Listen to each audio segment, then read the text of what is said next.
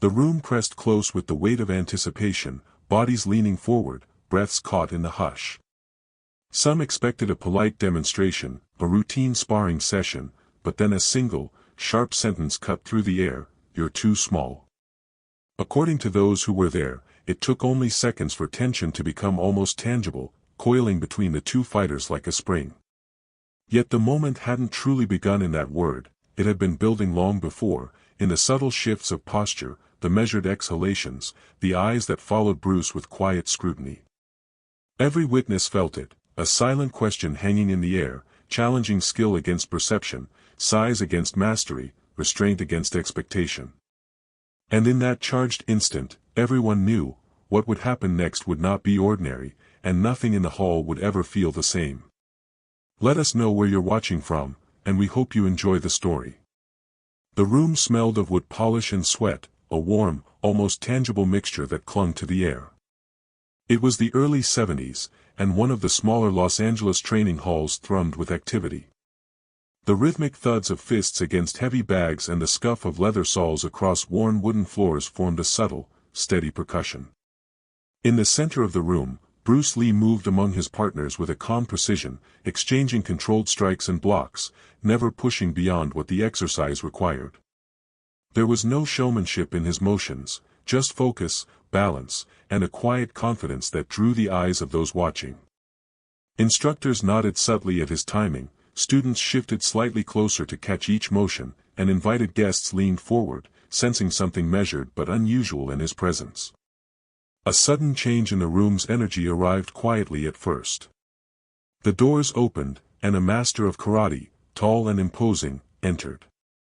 Known for his rigid style and unforgiving standards, he walked with a slow, deliberate step, hands clasped behind his back. For several moments he observed in silence, letting the clatter of the ongoing drills fade into background noise. His eyes, sharp and unyielding, swept over each participant, finally settling on Bruce.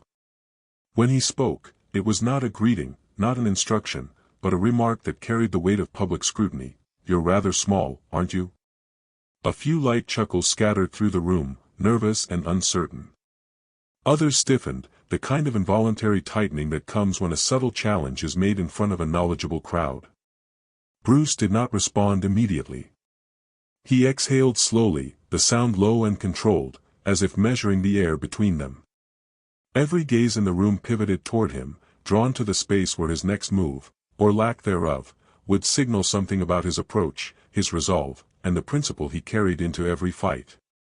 The comment was a test, and everyone sensed it. It was not meant as humor, it was a deliberate weighing of presence, of stature against skill, meant to provoke. The room, usually alive with sound, now held a brief, suspended silence. Even the thuds from the bags seemed muted, each one a soft echo beneath the quiet tension. Bruce's posture did not change, his hands remained loose, shoulders relaxed. There was no flicker of anger, no rush to assert strength. His calm was heavier than any blow, and it drew attention to the contrast between force and control. A subtle creak from the floorboards announced the slight movement of students adjusting their positions. The scent of exertion grew stronger, mingling with the faint aroma of varnish. The master's gaze never wavered, and in that moment, Bruce became the focus not for what he might do immediately, but for what he might choose to reveal through restraint.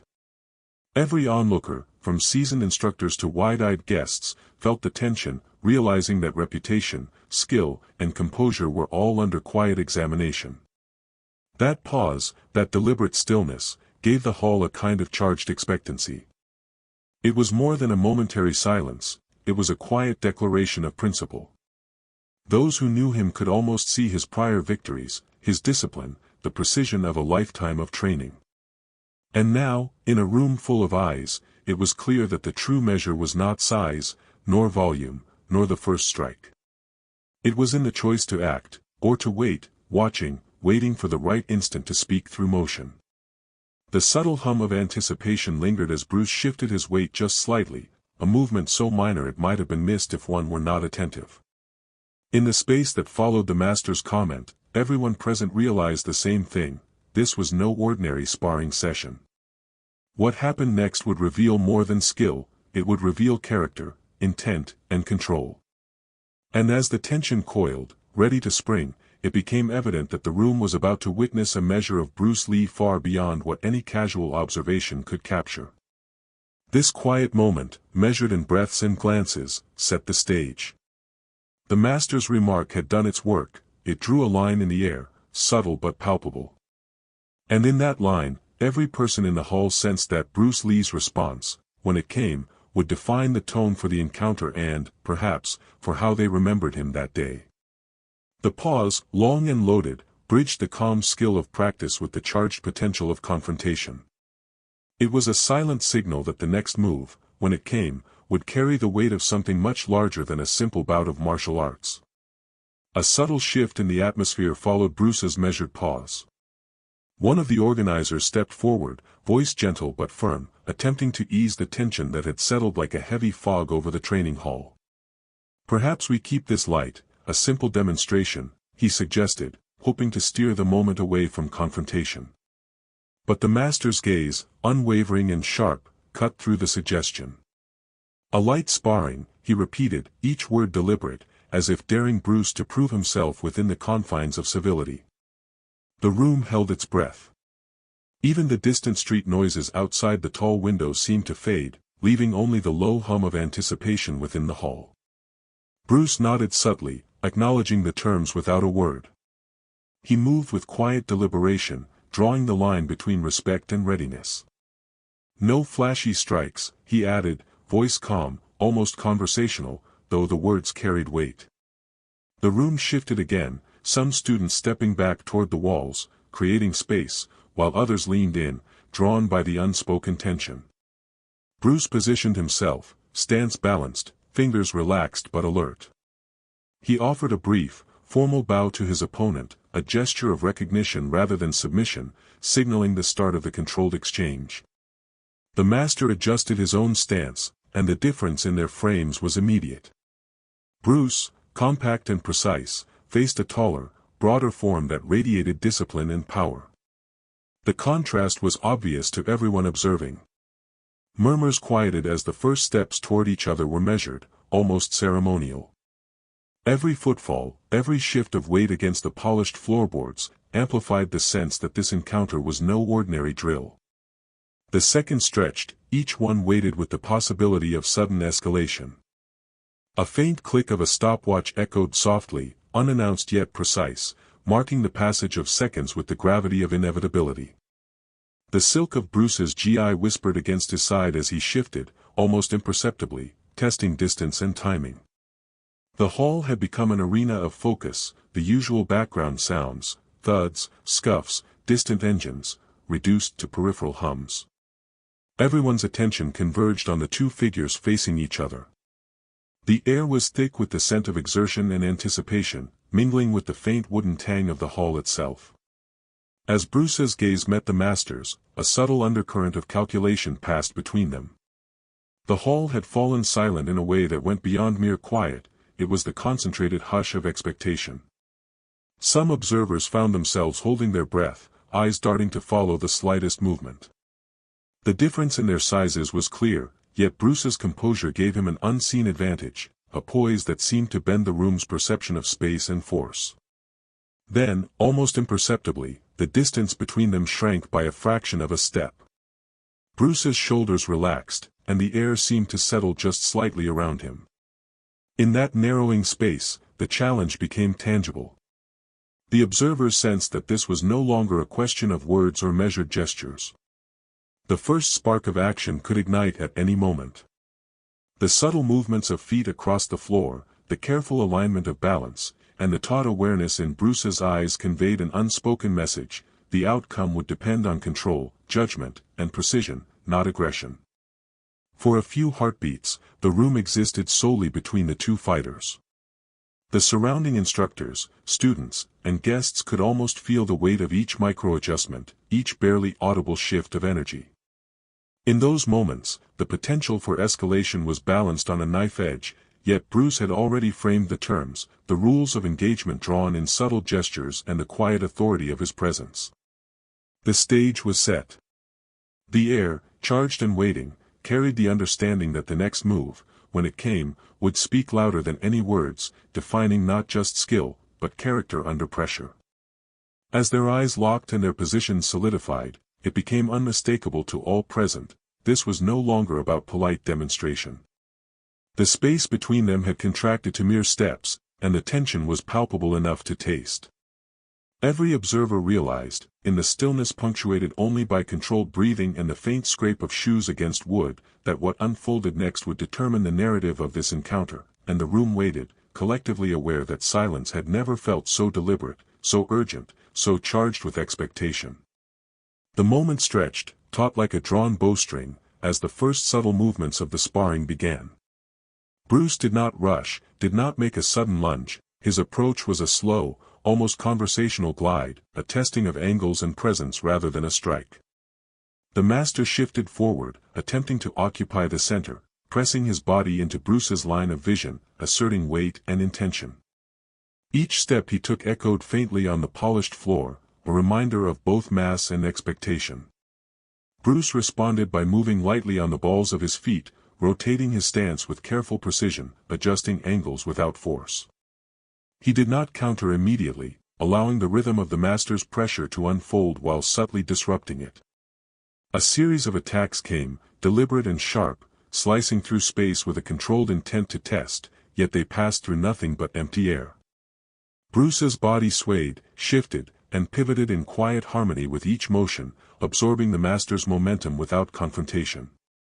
The sound of the floor under his sliding steps mixed with the near-silent breaths of the room. A few exhalations escaped from the spectators, some shocked, some awed, as it became clear that his restraint was a deliberate tactic.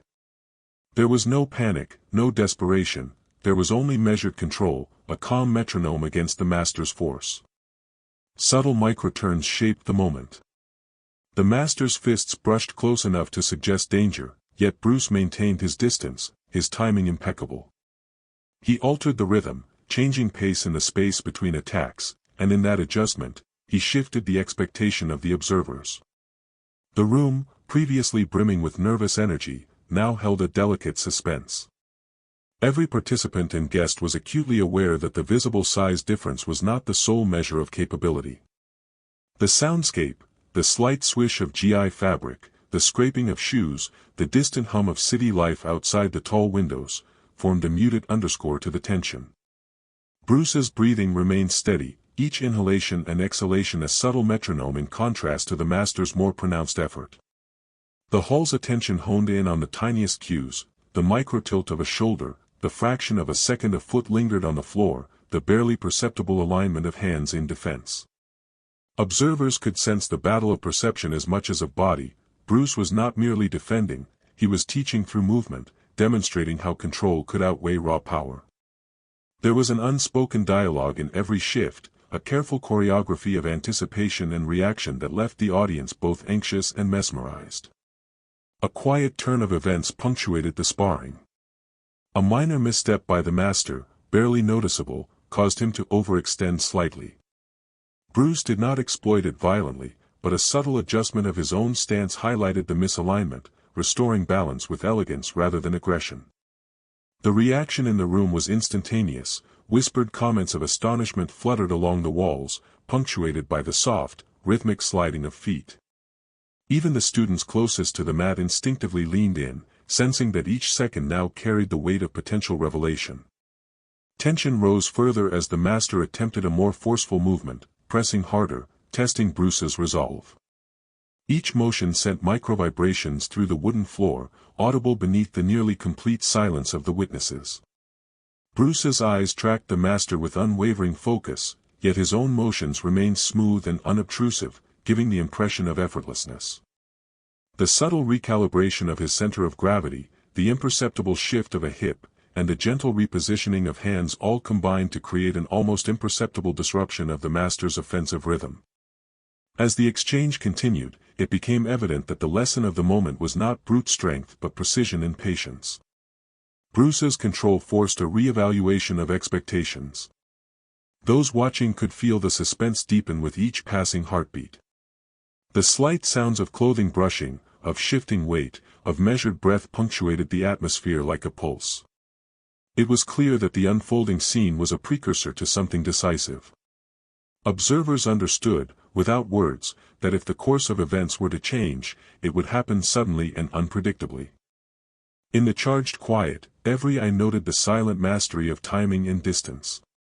Bruce did not provoke, he did not yield. Yet, with each measured adjustment, he built toward an unspoken inevitability. The hall seemed to stretch time, the seconds elongating as attention tightened. Something significant was poised to occur, but for now, the exchange was a study in restraint, control, and awareness. Those present began to grasp a fundamental truth: this was no ordinary sparring. Here, patience and subtlety were as powerful as any strike, and Bruce's methodical approach had set the stage for a moment that would alter the tone of the entire encounter. The subtle rhythm of the sparring shifted suddenly. The master, sensing the invisible leash of restraint, accelerated his movements, the sharp edge of his strikes cutting closer than before. A glancing contact, brief and almost accidental, traced along Bruce's shoulder. The sound was a muted thud against the quiet, but the effect was immediate. A ripple of tension coursed through the hall. A few observers instinctively leaned forward, hands gripping their knees. One stepped slightly ahead as if ready to intervene. Bruce remained poised, his eyes narrowing in concentration, yet his body did not flare with aggression.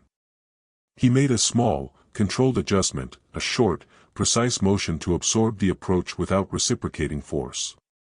The master attempted to dominate the distance, pressing with broader swings, shifting his weight in a calculated push. Each movement made the space between them feel charged, almost electric, and the air seemed heavier with anticipation. Bruce's restraint was deliberate, his body responded with fluid subtlety, guiding energy away rather than meeting it head-on. The slight rasp of his breath and the whisper of his GI fabric sliding against his side were the only audible markers of action. Observers felt the tension tighten further, sensing that the agreed-upon, light sparring, had dissolved. The master's intent was no longer purely demonstrative, it was a test, edged with challenge, and possibly provocation. Micro-turns of the head and subtle shifts of stance conveyed Bruce's awareness. He recognized the moment when the rules had quietly been bent. Each adjustment he made was almost imperceptible, a slight turn of the torso, a repositioning of a hand, a pivot of the ankle. He maintained calm, but the space around him contracted with the master's insistence on closeness, each attack pressing against control. The hall's occupants, sensing the shift, drew in a collective breath, the earlier lightness gone, replaced by a palpable edge. A student's whispered "stop" floated briefly, drowned by the heightened focus, while the scent of sweat and tension thickened. Bruce's restraint became a statement. By not retaliating aggressively, he reframed the encounter, forcing those present to read his control instead of reacting to impact. The master's eyes flicked with a mix of challenge and surprise, realizing that the smaller figure was not merely yielding but calculating. Every deliberate shift Bruce made, weight distributed evenly, feet barely scraping the floor, served to neutralize the power behind the master's force. Observers could feel the balance of authority subtly tipping, even without a single strike landing in full. The soundscape, the rhythmic scrape of shoes, the quickened exhalation of the master, the faint hum of the city beyond the windows, underlined the delicate negotiation of dominance. A sharp movement of the master brought a near collision of bodies, an almost tangible contact that did not escalate into full impact. The hall tensed collectively, shoulders stiffened, fingers curled, and all eyes tracked the imperceptible adjustments that kept Bruce upright and unhurt. His gaze remained fixed, measured, calm, communicating both awareness and restraint. The brief glimmer of sweat at his temple caught the overhead light, yet he remained unmoved in principle. The potential for escalation was immediate, hovering like a shadow over every step and breath. Observers began to understand the duality of the moment. The physicality suggested conflict, but the restraint suggested mastery. Bruce had silently imposed a limit, an unspoken boundary that the master could test but not break. The very fact that he chose not to capitalize on the closer contact magnified the tension, forcing the audience to reconsider the nature of control versus aggression. A quiet murmur ran along the perimeter, almost involuntary, as the hall collectively recognized that the light sparring had shifted into something far more consequential. The choice was narrowing. The master's insistence on closeness had removed the illusion of safety, and Bruce's calm refusal to overreact compressed the time and space into a singular point of decision. In those charged seconds, it was clear that the next move would not be casual, and that the balance of control had reached its tipping point. The hall seemed to hold its collective breath, every pair of eyes anticipating the inevitable shift, the moment when restraint could no longer remain passive, when action, precise and defining, would be required. The quiet hum of potential energy hung in the air, waiting for the instant that would decide the direction of this encounter, and the master's misjudgment had created it. A charged silence settled over the hall, heavier than any moment before. Bruce's eyes locked on the master's stance, tracing subtle shifts in weight and balance. Every muscle in the taller fighter tensed, signaling readiness for force, yet Bruce remained unmoved, his own body a model of controlled poise.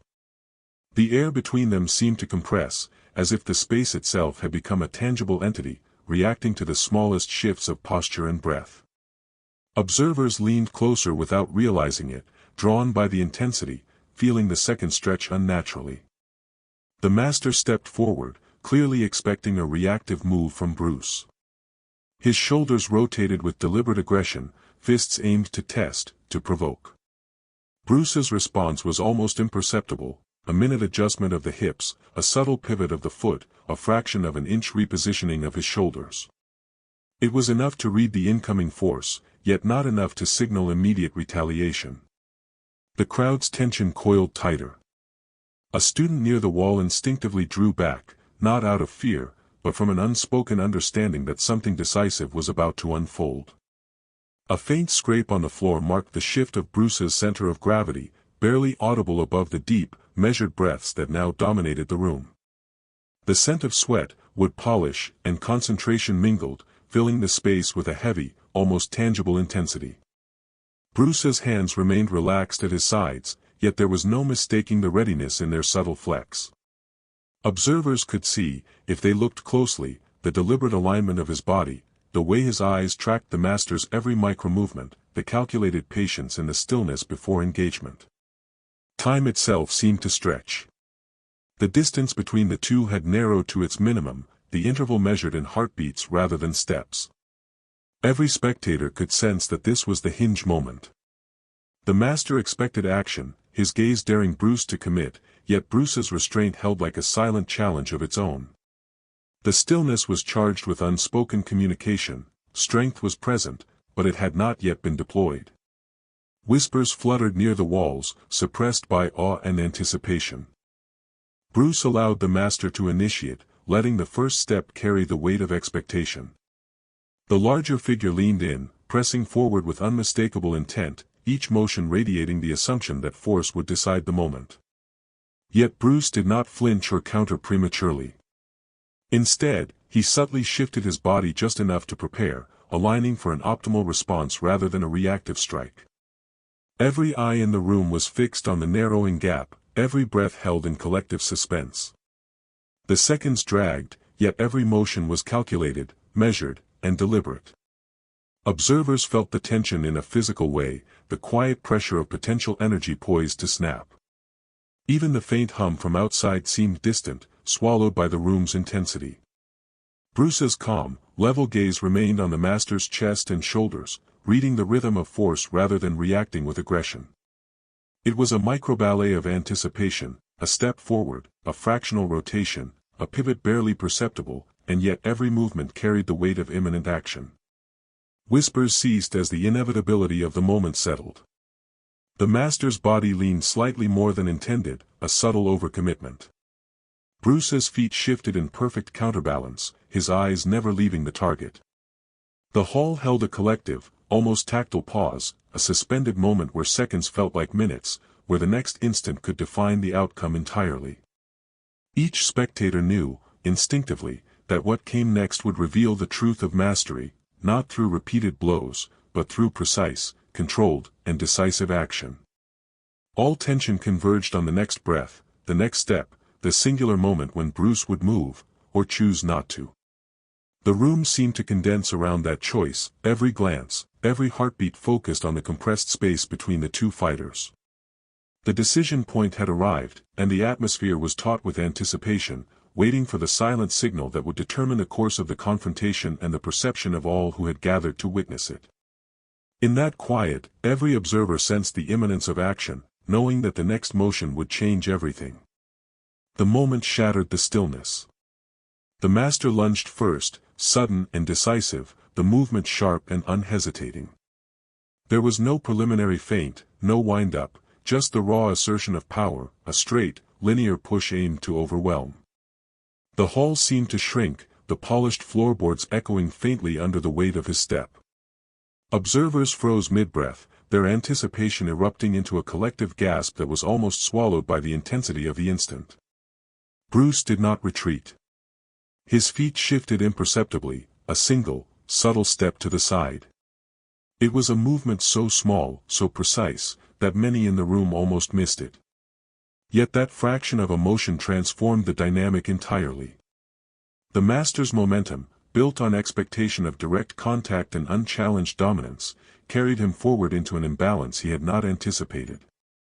Bruce remained upright, centered, and unshaken, the calm at the core of the storm. The contact between them was minimal, almost symbolic, a soft brush rather than a strike, a fleeting interruption in the master's overextended line. The sound was muted, a dull echo, yet it resonated through the tense hall like a bell. Observers felt the shift immediately. The aggression that had filled the air was neutralized, redirected without a single forceful counter. Bruce's eyes remained locked on the master, not in triumph, but in measured acknowledgement of the energy before him.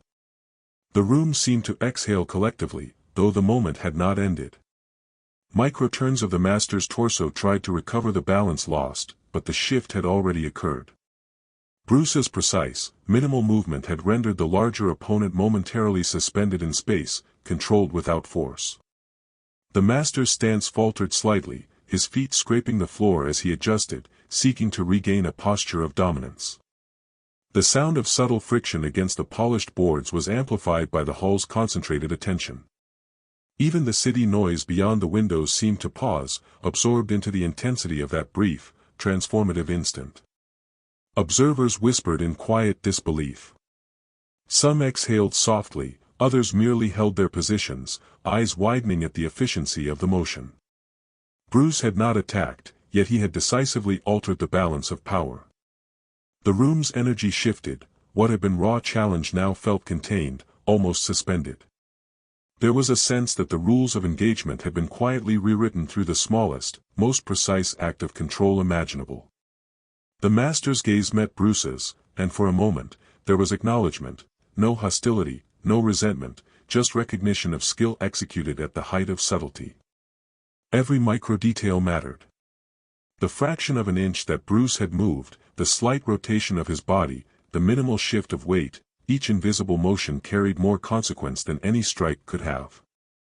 The room, once alive with nervous tension, now held a reverent quiet, the collective focus shifted from expectation of impact to appreciation of mastery. The soundscape, the soft scrape of shoes, a controlled exhale, the whisper of fabric against skin, formed the backdrop for the delicate balance he had established. In that brief sequence, Bruce demonstrated the paradox of strength and control. He had neutralized the master without striking, without aggression, and without spectacle. The audience felt the gravity of the moment, a decisive outcome achieved not by force, but by timing, precision, and absolute awareness. Every observer understood instinctively that this single act would define how the encounter was remembered. The power lay not in the blow that could have been delivered, but in the restraint and instantaneous adjustment that controlled the situation completely. For a heartbeat that seemed stretched across eternity, the hall absorbed the quiet mastery.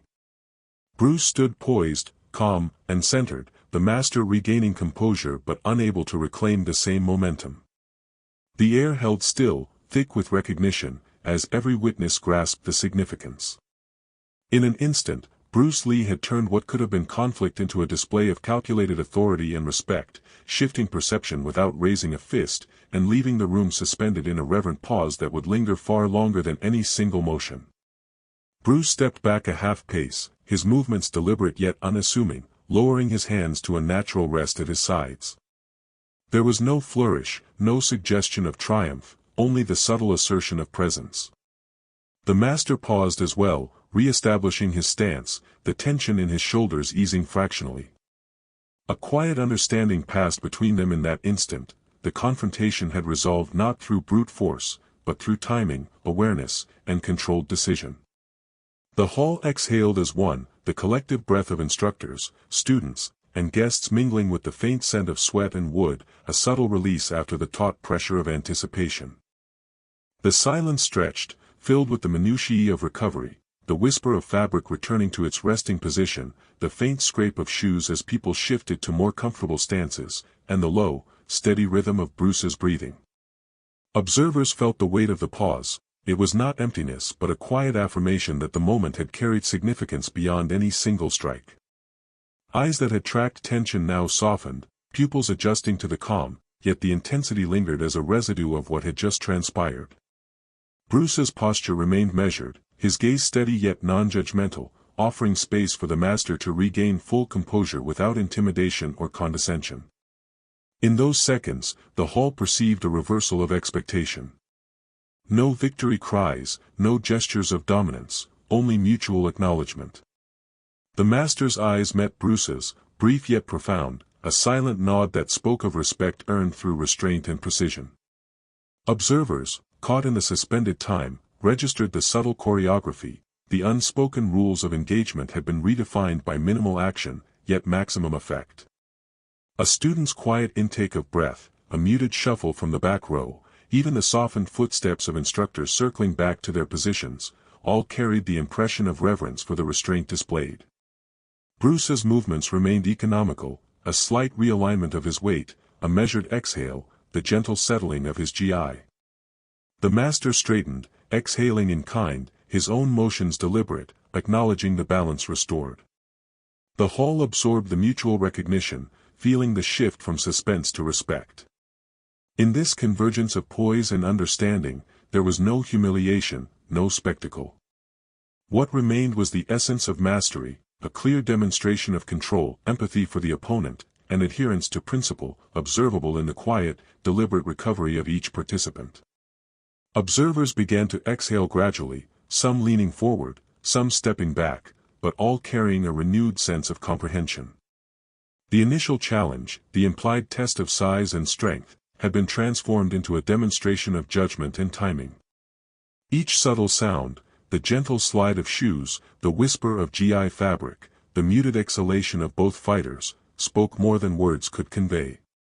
The room held the impression that true mastery had not been proven by impact, but by the capacity to neutralize force with precision, restraint, and awareness.